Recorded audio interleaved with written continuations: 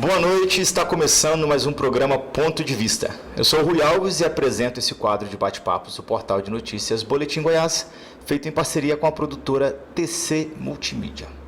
Hoje vamos falar de um tema fundamental para as instituições. Você sabe qual que é o papel de um advogado nas atuações parlamentares, em auxílio à produção de leis, das comissões, de relatar projetos? Nosso tema de hoje, então, é a atuação da advocacia na assessoria parlamentar. E para conversar conosco esse tema, nós convidamos a doutora Mariana Dávila. Boa noite, doutora, tudo bem? Boa noite, Rui. Boa noite a todos que nos assistem. É um prazer, obrigado pela oportunidade e vamos seguir com esse bate-papo. Que bom. Acho que você viu até uma travadinha minha aqui na hora de falar doutora, porque eu vou até abrir aqui antes para a gente começar, pelo carinho muito grande que eu tenho de recebê-la aqui. Para mim é até difícil falar doutora Mariana Dávila, porque eu conheço como Mari, né? Sim. A Mariana é uma amiga de muitos anos e já tivemos oportunidade de trabalhar juntos, até com assessoria parlamentar alguns anos atrás, né, Mariana? Mas te receber aqui como especialista no assunto para poder bater um papo conosco sobre assessoria parlamentar, para mim é um prazer muito grande. Há muito tempo a gente já está com um programa aqui e a gente ainda não tinha tido a oportunidade de sentar e bater esse papo. Obrigado de verdade por aceitar bater esse papo comigo aqui. A honra é toda minha e eu espero que as pessoas passem a entender a importância do advogado, não só nas esferas criminais, civil, previdenciária, mas também na esfera legislativa. Bom, e até desmistificando já um pouco, iniciando o tema, né, já entrando no assunto, às vezes a pessoa pensa que o papel do advogado na esfera legislativa é defender as lambanças que vereadores, deputados, senadores ou o executivo faz, né? E muito pelo contrário, na verdade o auxílio ele é fundamental na estruturação até do mandato, né?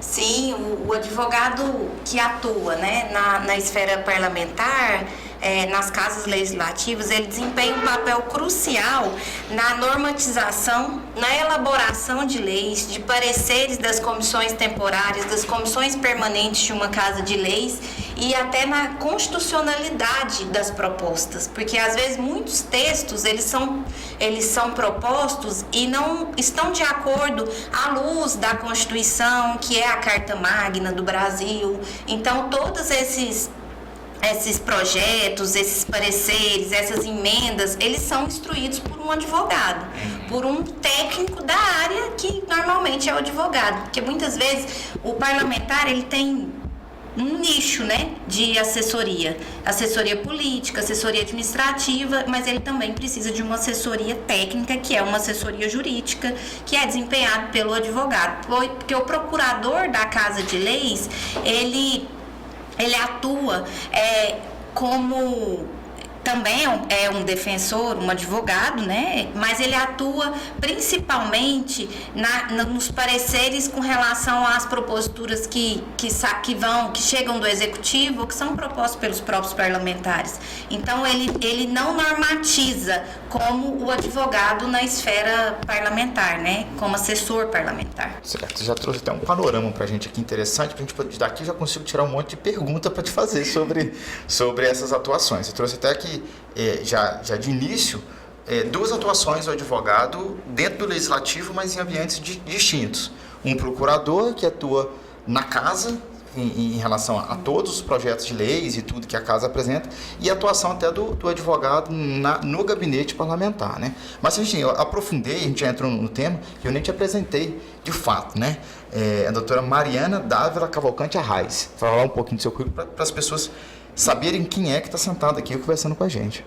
É advogada há 10 anos, bacharel em Direito pela PUC Goiás, pós-graduada em Penal e Processo Penal, conselheira do Fundo Constitucional do Centro-Oeste, conselheira do ProGoiás, conselheira do Garante Goiás, vice-presidente do Conselho Fiscal do SEBRAE Goiás e assessora da Federação da Câmara de Dirigentes Logísticos de Goiás e assessora jurídica parlamentar.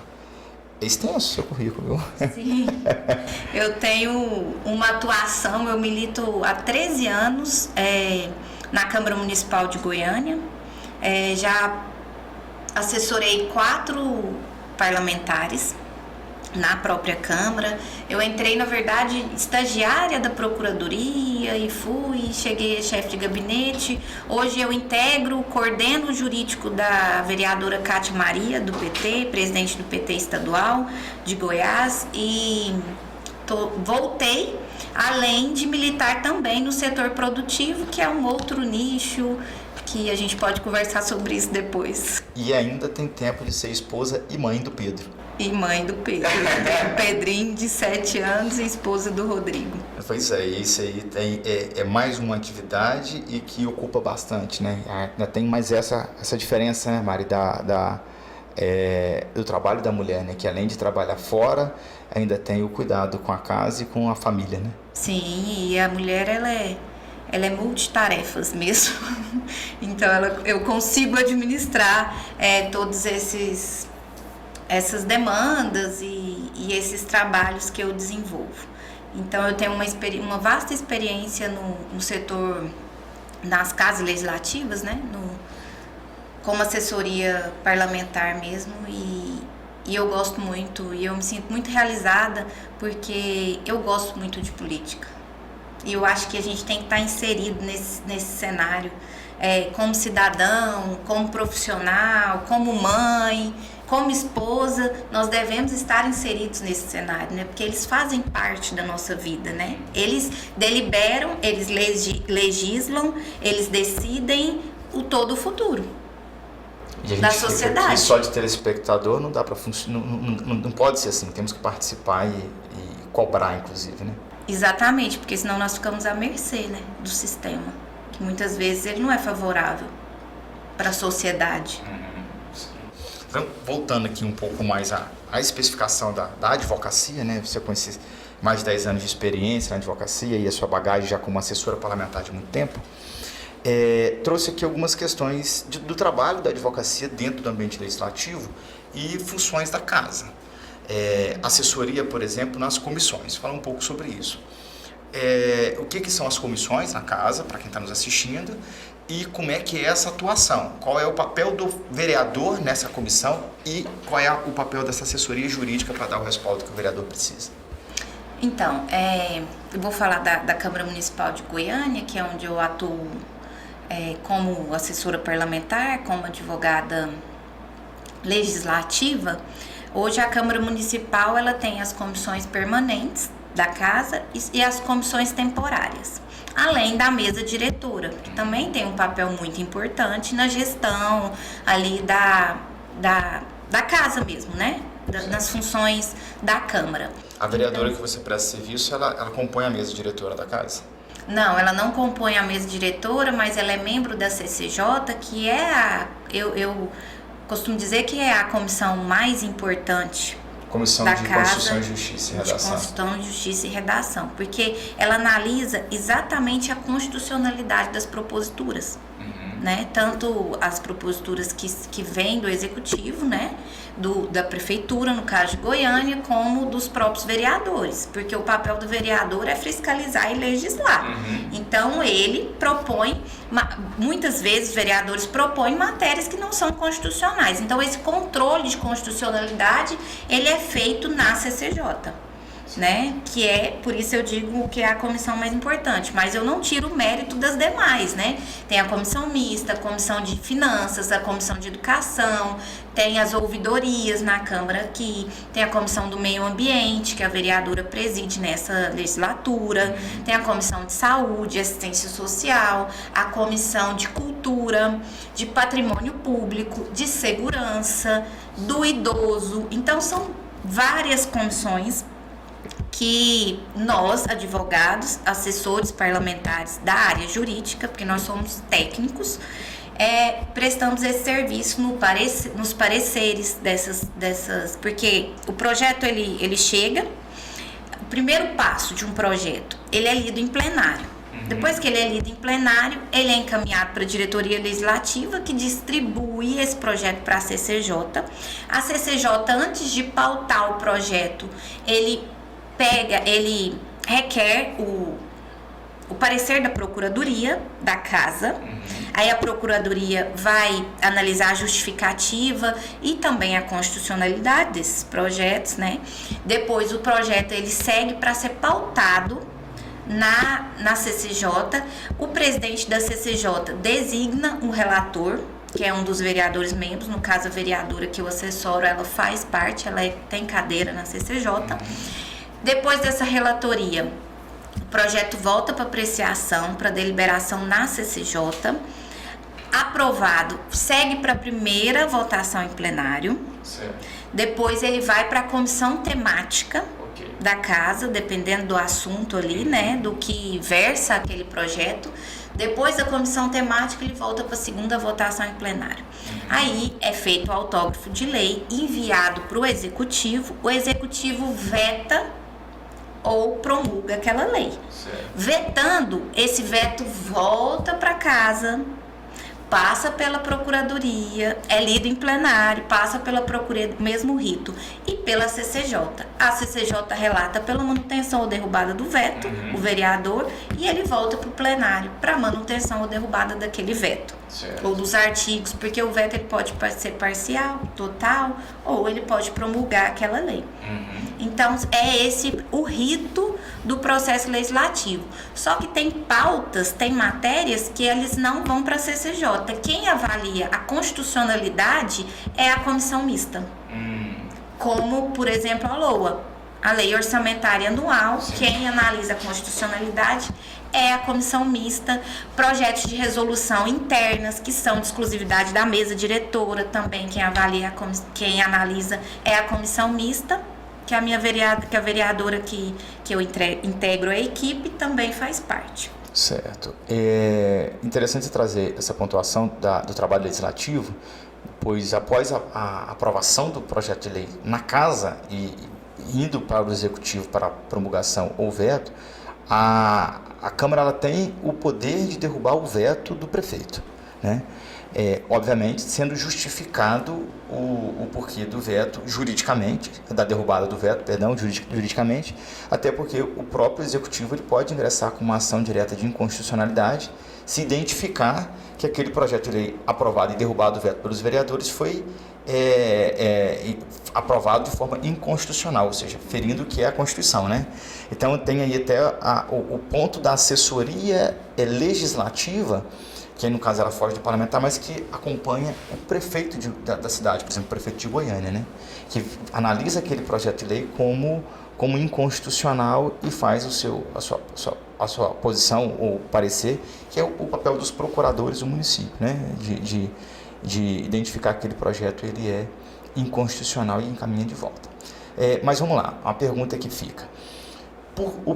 Por que por vezes vereadores apresentam projetos de lei inconstitucionais e leva, inclusive, às vezes até votado, apreciado em primeira votação, ou chega na Comissão de Constituição e Justiça um projeto desse? Falta de conhecimento do parlamentar ou a falta de uma assessoria jurídica adequada? Eu vou englobar as duas. Muitas vezes, mesmo sendo inconstitucional, ou não apropriado, ou matéria alheia, o parlamentar, ele também é político. Então, muitas vezes, as casas legislativas, os parlamentares, no caso da Câmara de Goiânia, os vereadores, eles atendem os requisitos políticos e não os requisitos legais. Certo. E aquilo vem, e essas normas, isso é tão perigoso, que ela vem eivada de inconstitucionalidade, de ilegalidades, e muitas vezes o parlamentar também não tem uma assessoria jurídica para orientá-lo com relação a isso. Hoje, isso já mudou muito nessa trajetória. 10 anos atrás, 13 anos atrás, quem fazia essa consultoria, prestava essa assessoria, vamos dizer assim, era a Procuradoria da Casa. Hoje em dia, não. Hoje em dia, os parlamentares, eles já enxergam a necessidade de ter um advogado para compor não. Muitos têm 3, 2, para compor equipe para a instrução dessas normativas, dessas proposituras. E eu acho que é muito importante, é crucial o papel do advogado na assessoria parlamentar. Por vezes, então, tem vereadores que cientes da inconstitucionalidade, tentam forçar a aprovação daquele projeto devido ao atendimento político que aquela demanda, que aquela pauta pode dar de resultado para ele ou atender a comunidade. Sim, eu vou dar um exemplo muito... A gente adora exemplos. Muito recente. A taxa de limpeza pública. Certo. A taxa de limpeza pública é um projeto que está em consonância com o marco de saneamento básico. O que o marco de saneamento básico diz? Que se o executivo, a prefeitura, não tem estrutura, pode ser cobrada essa taxa. Então, em 2021, foi enviado para a Câmara Municipal de Goiânia o projeto da taxa de limpeza urbana, a famosa taxa do lixo. Em 2021, esse projeto foi enviado, ele foi arquivado, porque a Câmara tem esse poder, né, essa prerrogativa. Ele foi arquivado e em dezembro, em outubro, após as eleições... Agora 2024. 2024, após as eleições, como prefeito eleito, ele já estava no grupo de transição, que eu acho muito válido, né? Então, esse projeto foi desarquivado. Só que é um projeto que ele não tem a instrução devida, constitucional, e tampouco discussões, porque a população, ela faz parte do processo legislativo. As audiências públicas, as consultas públicas, por exemplo, que o Congresso faz, desarmamento, foi uma consulta pública. Sim. Então, a população, ela integra o poder legislativo. E muitas vezes as pessoas não têm essa consciência, não conhecem do processo legislativo.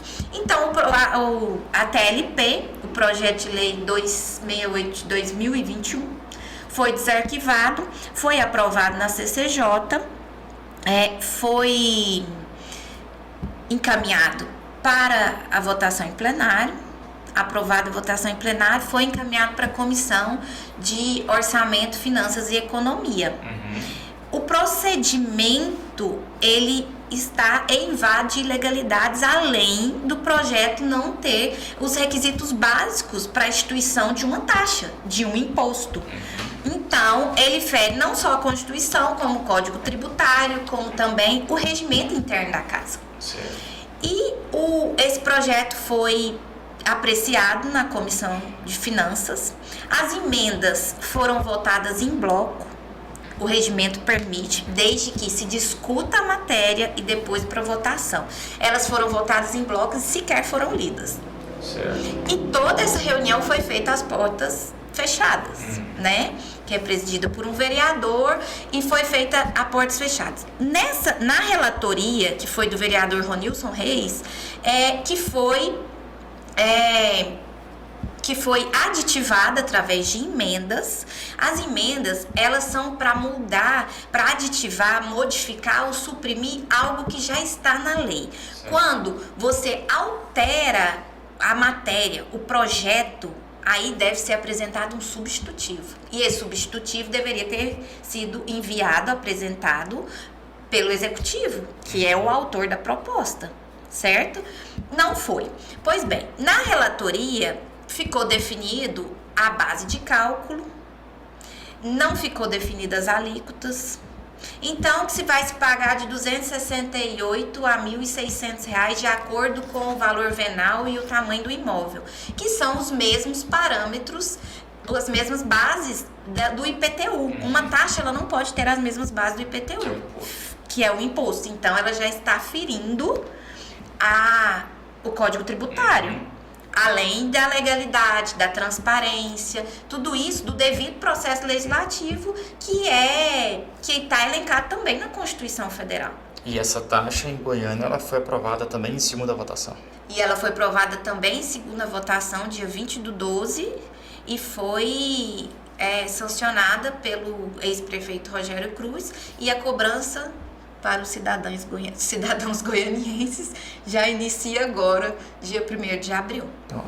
Presentinho para os goianienses aí da taxa. Sem qualquer estudo, sem qualquer parâmetro. E qual que é a medida jurídica para poder tentar impedir essa cobrança?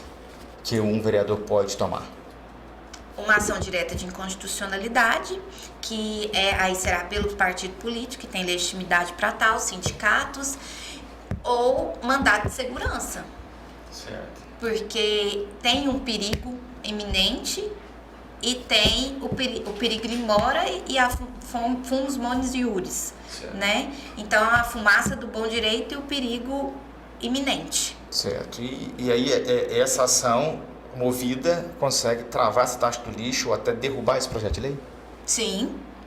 Se ficar comprovada, né? Se o judiciário entender que essa taxa está evada de inconstitucionalidades, ela pode ser suspensa a eficácia, ter a sua eficácia suspensa. Certo.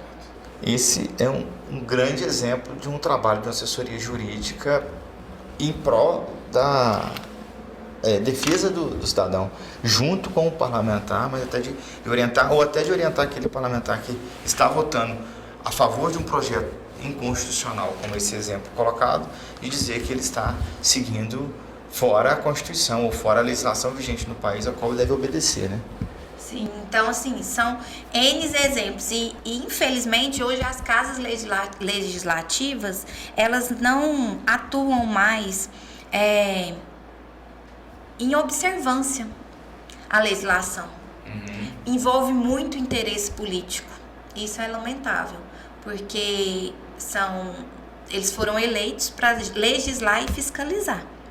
Outro exemplo é a gestão anterior da Prefeitura de Goiânia, que foi decretado, né, o prefeito atual, no dia 2 de janeiro, publicou vários decretos de calamidade financeira, calamidade na saúde, de suspendendo as licenças, os concursos públicos, o chamamento público, a contratação de novos servidores. Então, devido à gestão anterior, e mesmo que tenha se formado um grupo de transição, nós não temos clareza da atual situação da Prefeitura de Goiânia, da Comurg, que faz parte da administração, e o Partido dos Trabalhadores, da qual a vereadora Kátia, que eu faço assessoria, preside, né, no âmbito estadual, entrou com a ação direta de inconstitucionalidade em face desses decretos, não de todos. Isso, porque a calamidade na saúde, ela é notória, mas a calamidade financeira não existe na legislação, calamidade financeira. Ela é uma consequência da calamidade pública proveniente de desastres. Certo. Como aconteceu no Rio Grande do Sul, okay. Mas calamidade financeira, normalmente, é um mecanismo que o executivo utiliza para conseguir gerir de forma com liberdade, ter mais liberdade naquela gestão ali, no remanejamento de recursos, enfim. Mas para que tenha eficácia a calamidade pública, seja financeira ou seja na saúde, como foi publicado aqui, né, foi decretado em Goiânia, precisa da autorização da Assembleia Legislativa do Estado de Goiás. E essa calamidade não foi reconhecida, a calamidade financeira não foi reconhecida pela Alega depois de consultar o TCM e o Ministério Público de Contas. Certo. Então, a Assembleia Legislativa do Estado de Goiás, ela não reconheceu a calamidade financeira. Só a calamidade. Mas a de saúde foi aprovada. Sim, só a calamidade na saúde. Então, isso é fruto de uma atuação de um advogado que vos fala, no que tange a constitucionalidade desses decretos. Não estou sendo partidário em dizer que o prefeito, o executivo esteja certo ou errado, mas nós temos que observar o que dita, o que elenca, o que traz a nossa legislação, a Constituição, o regimento interno, a lei a LOA, lei orçamentária, a lei orgânica do município de Goiânia. Então, são vários instrumentos que devem ser observados, várias normativas que devem ser respeitadas, nem então observadas, né? Porque pode observar e desrespeitar, mas tem que respeitar a legislação. E aí, estrita interpretação legal, e é isso que foi colocado em pauta para poder apresentar a ação para derrubar o decreto de calamidade financeira. Sim, e além da ação direta de inconstitucionalidade, também foi apresentada uma representação no Tribunal de Contas, porque é quem regulamenta as contas, né? Sobre esses decretos. Certo, Tribunal de Contas dos municípios. Dos municípios, do TCM. Mariana, inclusive vou dar rapidinho uma pausa para dar um recado para os nossos colegas advogados que nos assistem e que tem um problema de comunicação com o seu cliente quanto ao andamento do processo. E todo dia recebe aquela enxurrada de ligações. Doutor, como está o andamento do meu processo? Existe um aplicativo que resolve esse problema no seu escritório. Ele notifica no celular do cliente o andamento do processo dele. É o app do advogado. Acesse o link aqui embaixo, appdoadvogado.online, e conheça essa plataforma. E para você, jovem, que busca ingressar no mercado de trabalho com uma qualificação profissional de ensino superior, a Faculdade Delta está com as inscrições do vestibular 2025 aberta. Acesse também o link da Faculdade Delta aqui embaixo e busque a sua melhor qualificação para o ingresso no mercado de trabalho.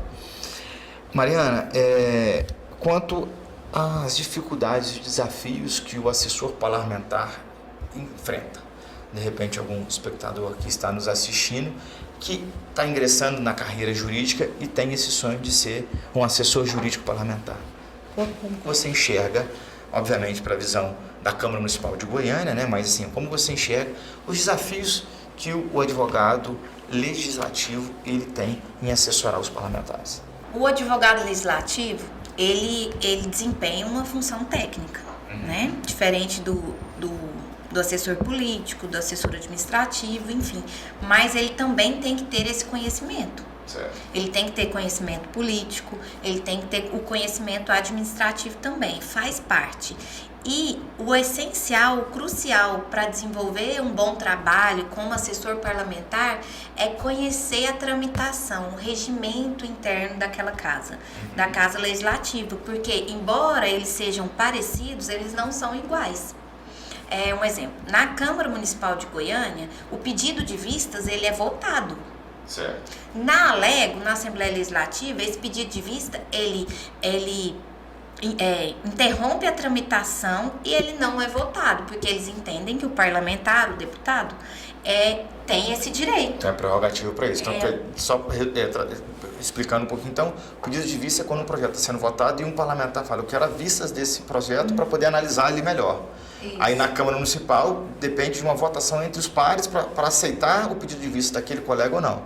E na Assembleia não, já é decidido que aquele parlamento, o projeto sai de votação e vai... Sim, o simples pedido de vista já interrompe a tramitação daquele projeto, 2 sessões ele precisa ser devolvido para ser apreciado e pode anexar um parecer, algo do tipo, alguma medida ali, às vezes colocar em diligência para o autor fazer alguma adequação. Então nós temos todos esses, vamos dizer, esses instrumentos. Então, para o advogado no âmbito legislativo, ele precisa conhecer do regimento da tramitação desses projetos, desses processos como um todo, porque tem projeto de resolução, projeto de lei, emenda, subemenda, substitutivo, projeto de lei complementar, projeto de lei ordinária. Então, são várias, nós temos uma vasta tipos de proposituras, né? Certo. Como requerimento também. E a atuação, ela vai muito além ali do gabinete, do plenário, das comissões. Ela é muito ampla, né? De um parlamentar e todas as decisões, até o atendimento ao cidadão, ao eleitor, ao apoiador, precisa de alguma orientação jurídica. Certo. As emendas impositivas. Eu vou tocar nesse assunto agora. Inclusive, recentemente, foi capa de vários jornais aí, a destinação de emendas impositivas, e o TCM acredita que ele vai fazer até uma investigação agora quanto à utilização das emendas, principalmente nos últimos anos, a destinação. Até porque foi pontuado que boa parte dessa destinação deixou de ir para órgãos públicos e passou para ir para associações ou organizações da sociedade civil privadas. Mudou-se o destino dessas emendas. Como é que é essa assessoria que o advogado dá para o parlamentar na destinação ou execução e fiscalização desses recursos públicos? Quando nós estamos tratando de recursos públicos, eu acho que a atenção ela tem que ser redobrada, né? A vigilância, o respeito às normas. Por quê? Porque são recursos públicos, não que os demais não sejam importantes, mas os recursos públicos nós estamos falando de saúde pública, de educação, estamos falando de todos aqueles direitos fundamentais garantidos na Constituição. Certo. Então, aí existem as emendas de texto, que são emendas materiais, e as emendas impositivas, que são destinação de recursos. Okay. Certo? Então, os vereadores, eles têm, dentro da lei orçamentária anual, uma porcentagem de destinação para emendas. 50% dessas emendas, elas são destinadas para a saúde. Obrigatoriamente. E o restante, elas são divididas nas outras pastas. Cultura, educação, esporte, lazer. Isso é importante falar, que quando é de 50% é para a saúde, não quer dizer que tem que ser destinado à Secretaria de Saúde, mas ela tem que ter como objeto o foco de atendimento na saúde. Na saúde. Então, essas emendas, elas são destinadas pelos vereadores, né?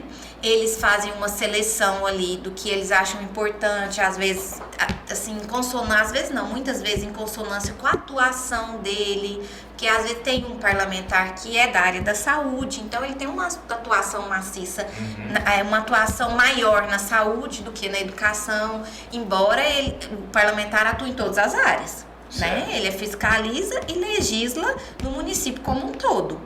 Certo? Então, essas emendas, elas são destinadas às organizações sociais, à própria secretaria, CAPES, UPA, estou dizendo da saúde, né? E muitas vezes elas também acabam resultando em fraudes. Por isso que, ultimamente, nós vimos aí estampado em vários jornais algumas destinações incorretas com relação às emendas impositivas. E o advogado, ele não só orienta nessa destinação, como ele analisa a documentação. Porque antes do parlamentar destinar uma emenda, ele precisa analisar aquela entidade que ele está destinando, aquela organização social, até mesmo da própria saúde, porque as emendas de 2024 impositivas da saúde não foram empenhadas, algumas não foram empenhadas. Ou seja, não há uma destinação do uso do recurso público. E ele tem a prerrogativa, salvo engano, me corrija se eu estiver errado, o vereador de Goiânia tem cerca de 5 milhões no ano para destinar. Então, quando ele destina para uma associação que ela não está apta a receber, esse recurso volta para a prefeitura e o executivo que gasta da forma como achar mais adequado. Sim, ele volta, eu costumo dizer que ele volta para o bolo, ele volta para a conta do município e que ele vai ser utilizado conforme as necessidades e os interesses daquela gestão. Então, essas emendas, elas precisam ser muito bem destinadas e muito bem fiscalizadas. Porque o vereador, ele faz parte também de fiscalizar as emendas que ele próprio destinou. Ver se a emenda foi empenhada, se foi executada. Porque é muito séria a destinação de emendas, porque pode gerar uma tomada de contas especial, que já é uma medida de Tribunal de Contas, do Tesouro Nacional, um exemplo.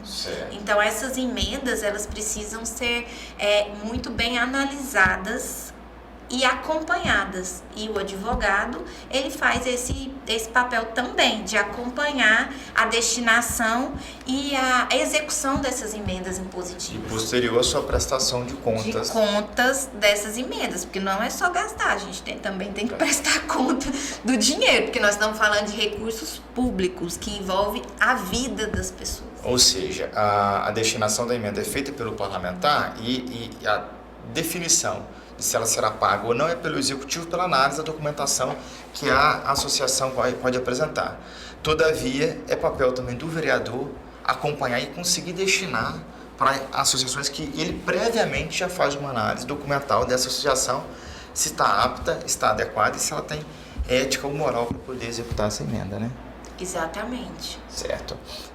Mariana, nós estamos chegando já ao fim do nosso bate-papo. É muito rápido, ele voa, infelizmente, nosso tempo é curto, mas para quem está nos assistindo aqui, para finalizar uma última pergunta, como que você enxerga o avanço tecnológico, com esse avanço da política, da participação também da sociedade, o futuro da advocacia na assessoria parlamentar? Quais são os desafios que a gente vê aí pela frente? Ou o que são de oportunidades que os advogados que nos assistem, que gostariam de ser advogados legislativos, assessores parlamentares, podem buscar como uma dica, uma orientação para seguir em diante? A advocacia parlamentar, ela às vezes não é nem conhecida pelo colega, né? Pelo advogado. Então tem um déficit muito grande com relação a advogados que militam, que atuam nessa área. É uma área muito interessante, que desempenha um papel muito importante na sociedade, na fiscalização, no parlamento em geral. Então,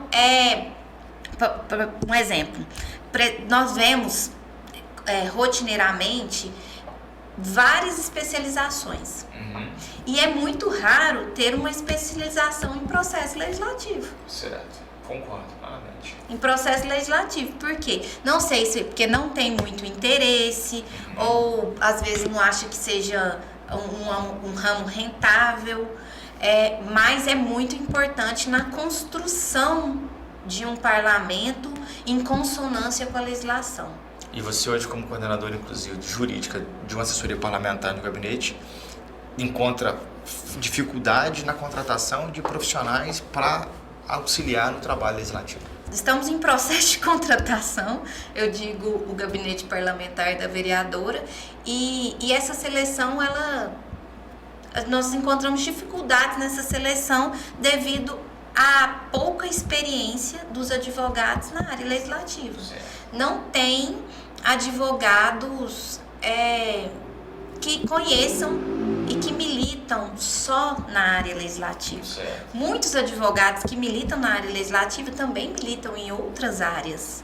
Então não tem uma exclusividade. Qual que seria a sugestão, então, para o advogado que está tentando buscar um espaço, por exemplo, no gabinete e não encontra essas especializações, de repente, no processo legislativo? Como é que ele pode, em um prazo, aí, ele se adequar, se adaptar para conseguir pleitear uma vaga e ser um bom assessor?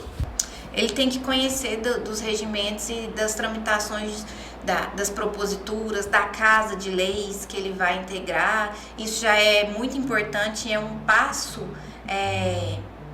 ele vai estar à frente dos demais, que não atuam nessa esfera. Então, como nós não vemos com muita frequência uma especialização, algo do tipo, então viver e trabalhar, atuar dentro das casas legislativas, isso traz muita experiência e aprendizado para o advogado.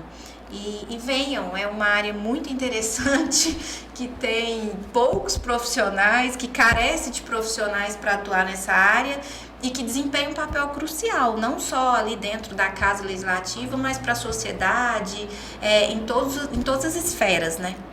Certinho.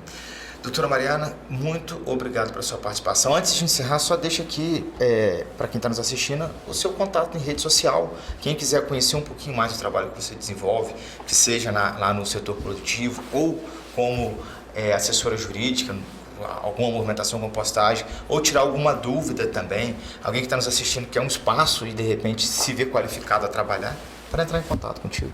Sim, estamos à disposição. O meu Instagram é @marianadavilaarraes, Mariana Dávila Advocacia. E acompanhe também nas redes sociais o setor produtivo, que nós vamos deixar para um outro momento esse bate-papo. Sim. E a vereadora Kátia, então já estou fazendo a politicagem para minha chefe, vereadora @KátiaMaria1. Então fica à vontade, nós estamos à disposição e venha conhecer também, participar das audiências públicas, das sessões plenárias, conhecer a Casa Legislativa, o Executivo, como que funciona. A Câmara Municipal está aberta para receber todos vocês, não só advogados, mas a sociedade em geral. Certinho. Muitíssimo obrigado. Eu que agradeço pela oportunidade e espero que tenha atendido as expectativas. Sem dúvida, superou as expectativas. Podemos ter uma noção aí bastante profunda até do trabalho do advogado, assessor parlamentar. E ao próximo bate-papo nosso falar sobre o setor produtivo. Eu acho que isso é interessante também para o desenvolvimento econômico aí do município e do estado de Goiás. Sim, claro. Siga à disposição. Então tá ótimo, obrigado. E você que nos assiste, muito obrigado pela audiência de sempre. Curta aqui o nosso vídeo, compartilhe esse vídeo com quem você achar que vai interessar pelo assunto da advocacia como assessoria parlamentar e deixe aqui nos comentários o seu ponto de vista sobre o nosso tema de hoje. Se inscreva no nosso canal e também siga todas as nossas redes sociais do Boletim Goiás, @Boletim Goiás em qualquer rede, do nosso programa Ponto de Vista, @Ponto de Vista _PDV e da parceira produtora @TC Multimídia. Um abraço ao nosso produtor aqui, Lucimar Faria, que está sempre aqui se dedicando a nos produzir da melhor maneira. E para se manter bem informado de tudo que acontece em Goiás, no Brasil e no mundo, boletimgoiás.com.br. Eu sempre trago, doutora Mariana, ao final uma frase, uma reflexão, e você até falou sobre fazer a politicagem para a vereadora. Eu vou trazer uma outra palavra que é politicalha, que não se relaciona, não é igual à politicagem, mas para que as pessoas já entendam uma diferença. A política e a politicalha não se confundem, não se parecem e não se relacionam com a outra. Antes, se negam, repulsam mutuamente. A política é a higiene dos países moralmente sadios. Já a politicalha é a malária dos povos de moralidade estragada. Rui Barbosa, uma boa noite e até mais.